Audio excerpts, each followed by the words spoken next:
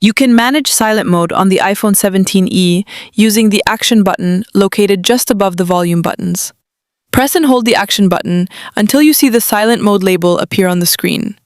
If it is not working, the action button may be set to a different function. Open the Settings app and find the action button settings. Select silent mode as the assigned action. Now try pressing and holding the action button again to enable or disable silent mode. Alternatively, you can turn silent mode on or off from Control Center.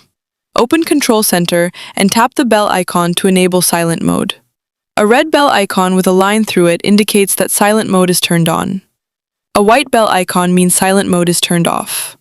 If the silent mode shortcut is not showing in Control Center, you need to add it first. Tap the plus button at the top left corner and choose Add a Control. Search for the silent mode button and add it to Control Center. That's it. Tap the icon anytime to turn silent mode on or off on your iPhone 17e. I hope you found this video helpful. Don't forget to subscribe for more video updates.